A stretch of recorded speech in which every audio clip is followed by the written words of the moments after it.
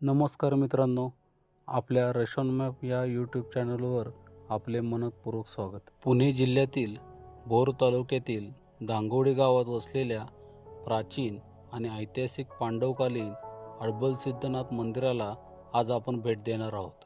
कात्रजपासून सुमारे 33 किलोमीटर अंतरावर पुणे सातारा महामार्गालगत दांगवडी गावाच्या हद्दीत हे मंदिर अगदी हायवेटच असल्यामुळे सहजपणे गाठता येते.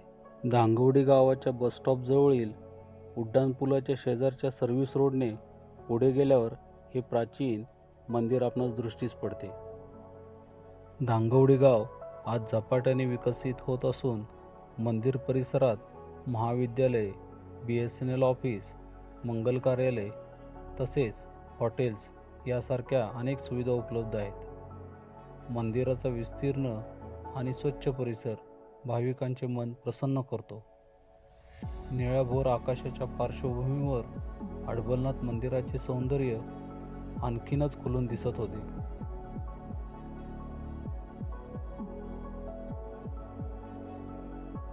समोरील हिरव्यागार झाडीत विसावलेले हे मंदिर पाहता क्षणीच मन मोहून टाकते. मंदिर परिसरात वाहन पार्किंगची सोय असून मंदिराकडे जाताना सर्वप्रथम सुंदर रंगकाम केलेल्या छोट्या नागदेवताच्या मंदिराचे दर्शन घडते. येथे विराजमान असलेल्या 3 नागदेवतांना वंदन केले. याच परिसरात दरवर्षी हनुमान जयंतीनिमित्त भव्य यात्रा भरते. परंपरेने चालत आलेल्या बगाड सोहळ्याचे गावकरी अत्यंत उत्साहाने आयोजन करतात. या बगाडाचे आकर्षण इतके मोठे आहे की पंचक्रोशीतील तसेच पुणे आणि आसपासच्या अनेक गावातील भाविक येथे मोठ्या संख्येने उपस्थित राहतात. यात्रेदरम्यान मंदिर परिसरात होणारी आकर्षक फटाक्यांची आतिषबाजी वातावरण अधिकच उत्साही बनवते. मंदिराच्या कमानीवरील 2 ऋषीमुनींच्या मूर्ती व अश्व या मंदिराचे एक वैशिष्ट्य म्हणावे लागेल. मंदिराच्या सुरुवातीला दगडी गुहेसारखी भव्य कमान उभारली आहे. या कमानीवर कोरलेले ऋषीमुनी आणि अश्वाचे शिल्प विशेष लक्ष वेधून घेते. या सुंदर कमानीतून मंदिर परिसरात प्रवेश करताच एक वेगळ्याच आध्यात्मिक वातावरणाची अनुभूती येते. पुण्यापासून हे ठिकाण जवळ असल्याने एका दिवसाच्या सहलीचे उत्तम नियोजन करता येते. त्रिमंदिर, नसरापूरचे बनेश्वर मंदिर, अडबलनाथ मंदिर आणि बालाजी मंदिर अशी धार्मिक स्थळे एका दिवसात पाहता येतात. पुढे येताच 4 दगडी स्तंभ असलेल्या सभामंडपामध्ये विराजमान असलेले नंदी महाराज आणि शिवलिंगाचे दर्शन घडते. चारही बाजूंनी दगडी खांबांनी सजवलेला हा सभामंडप स्थापत्यकलेचा उत्कृष्ट नमुना वाटतो. नंदी महाराज आणि शिवपिंडीचे दर्शन घेताना मन भक्तिभावाने भरून जाते. नंदी आणि शिवपिंडीच्या सभामंडपात केलेले आकर्षक मार्बलचे काम विशेष लक्ष वेधून घेते. संपूर्ण मंदिर परिसरात सुंदर फरशी आणि सिमेंटचे बांधकाम करण्यात आल्याने परिसर अत्यंत दर्शनीय आणि सुबक बनला आहे. दगडी कमानीवरील फडफडणारे भगवे ध्वज संपूर्ण परिसराला एक दिव्य आणि प्रेरणादायी स्वरूप प्रदान करतात.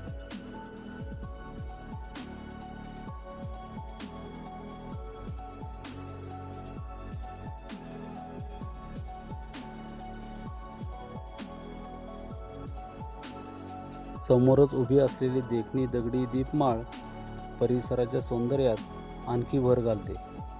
उंच दीपमाळ, नंदी सभामंडप आणि शांत वातावरण अनुभवत आपण पुढे सरकतो.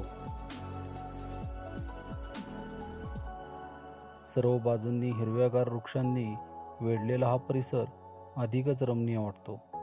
दीपमाळ, सभामंडपावरील रंगकाम आणि निसर्ग सौंदर्य याचा सुंदर संगम येथे अनुभवायला मिळतो.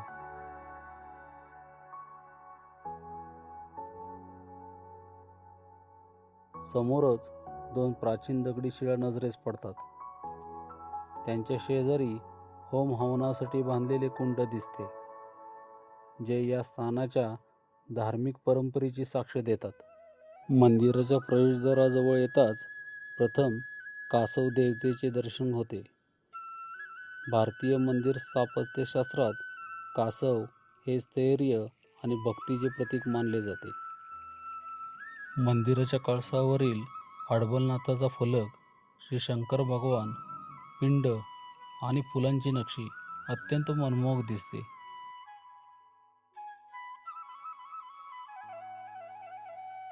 प्रवेशद्वाराच्या माथ्यावर अडबलनाथांची मूर्ती विराजमान असून तिच्या मागे असलेले शिवपिंड भक्तांचे लक्ष वेधून घेते. मंदिराच्या प्रवेश भागात उभे असलेले 4 दगडी खांब विशेष नक्षीकामाने सजलेले नसले तरी अनेक वर्षापासून ते संपूर्ण मंदिराचा भार समर्थपणे पेलत या वास्तूच्या भक्कमतेची आणि प्राचीन कारागिरीची साक्ष देत आहेत. गाभाराच्या प्रवेशद्वारावर श्री गणेश, त्रिशूळ, राधाकृष्ण व श्री हनुमंत यांचे दर्शन होते.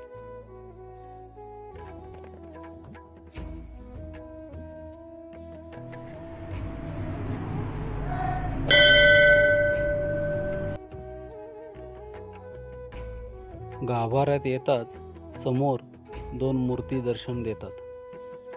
त्यापैकी एक पुरुष रूपातील तर दुसरी स्त्री रूपातील मूर्ती आहे.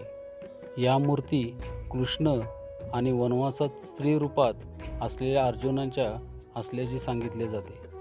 तर काहींच्या मते मात्र अडबलनाथ हे भैरवनाथाचे रूप असून ते येथे त्यांच्या पत्नीसोबत विराजमान आहेत.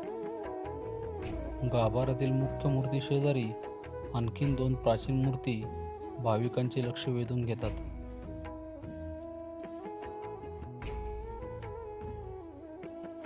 मंदिराचा गाभारा गोलाकार घुमटाच्या स्वरूपात दिसतो. विशेष म्हणजे संपूर्ण गाभाऱ्यावर अत्यंत कमी नक्षीकाम आढळते. फक्त एका फुलाची सुंदर नक्षी कोरलेली दिसते. अडबलनाथांच्या पवित्र दर्शनासाठी दिवसभर भाविकांची रीघ लागलेली असते. दूरदूरहून येणारे भक्त महादेवांच्या चरणी नतमस्तक होऊन आशीर्वाद प्राप्त करतात. हे मंदिर दक्षिणमुखी असून दक्षिण दिशेला मुख्य कमान तर पश्चिम दिशेला आणखी एक प्रवेशद्वार दिसते. या पश्चिमेकडील कमानीवर एक विशाल पिंपळाचे झाड उभे आहे. अनेक वर्षापासून झाडाची वाढ होत असूनही ही कमान आजही सुस्थितीत आहे. पश्चिम दिशेला असलेल्या कमानीतून दिसणारे मंदिराचे बाह्य दृश्य खरोखरच अप्रतिम आहे. ग्रामस्थांनी या कमानीला सिमेंटचे मजबूती करून तिचे संवर्धन केलेले दिसते.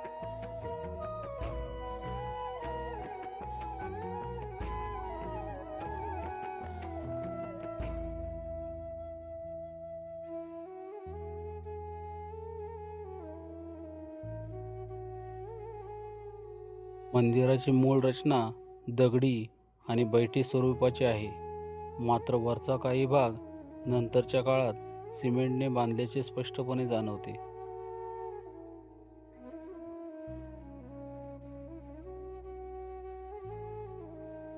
मंदिर परिसर अत्यंत स्वच्छ, शांत आणि रमणीय आहे. भक्तांच्या विश्रांतीसाठी लोखंडी बाग तसेच झाडांच्या सावलीत पार उपलब्ध आहेत. मंदिराबाबतची आख्यायिका अशी आहे की जेव्हा पांडव अज्ञातवासात होते तेव्हा कौरवांच्या सैन्याने वाईच्या राजांच्या गायी पळविल्या. त्यांना स्त्री रूपातील अर्जुन आणि श्रीकृष्णांनी अडवले. कौरवांशी युद्ध करत सर्व गायींची सुटका केली होती. त्याची आठवण म्हणून बांधण्यात आलेल्या या मंदिराला अडबलनाथ असे म्हटले जाते.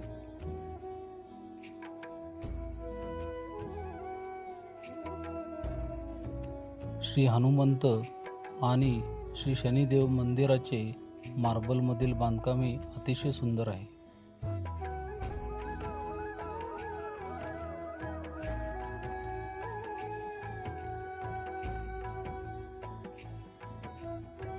मुख्य मंदिराच्या मागील बाजूस श्री हनुमंत आणि शनिदेवाचे मंदिर सुद्धा आहे. आपण मंदिरात भक्तिभावाने दर्शन घेतले.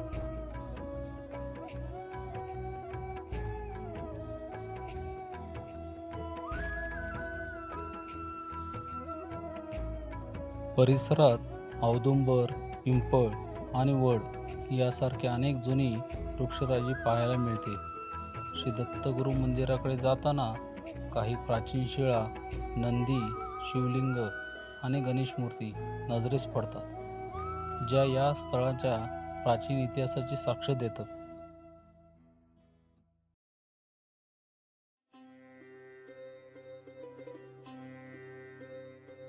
पूर्वेकडील बाजूस छोटे पण अत्यंत सुंदर असे श्री दत्तगुरूंचे मंदिर शांततेचा अनुभव देते.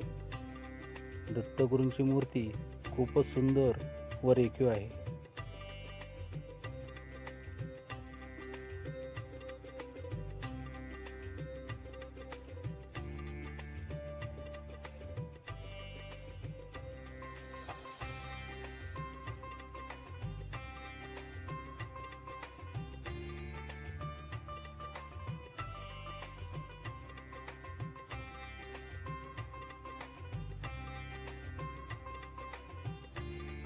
मंदिरात दर रविवारी आणि दर पौर्णिमेला महाप्रसाद असतो. प्रत्येक वेळी महाप्रसाद म्हणून वेगवेगळे पदार्थ दिले जातात. सकाळी 11 वाजता सुरू झालेला महाप्रसाद शेवटचा भाविक येईपर्यंत सुरू असतो.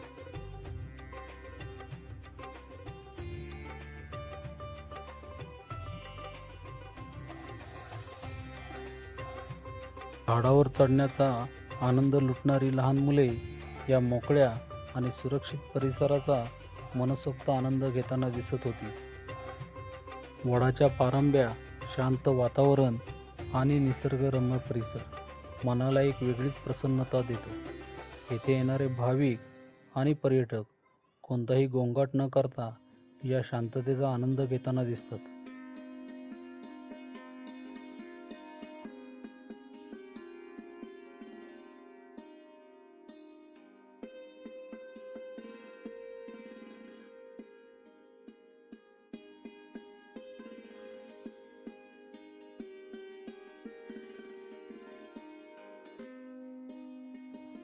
परिसरात आम्हाला एक मनीमाऊ निवांत विसावलेली दिसली. तिच्याशी थोडासा खेळकर संवाद साधत आम्ही पुढे निघालो.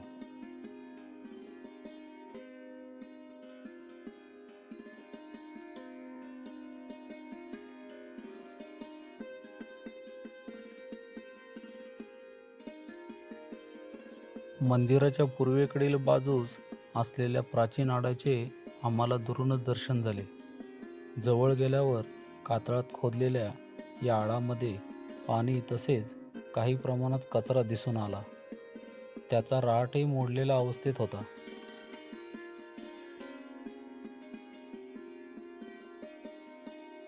पुढे काही देवतांच्या पाऊलखुणांसारखे अवशेष दिसले, जे या स्थानाच्या प्राचीनतेची जाणीव करून देतात.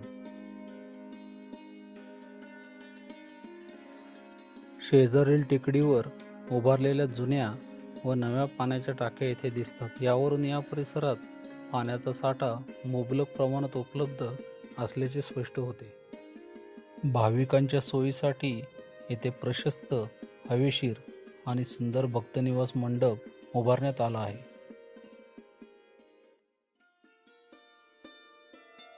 इतिहास, श्रद्धा, अध्यात्म आणि निसर्ग सौंदर्य याचा सुंदर संगम असलेल्या आडबल सिद्धनाथ मंदिराला एकदा तरी अवश्य भेट द्या.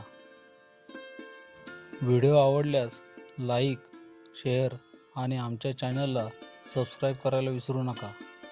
आपल्या मौल्यवान प्रतिक्रिया कमेंटमध्ये नक्की कळवा. धन्यवाद.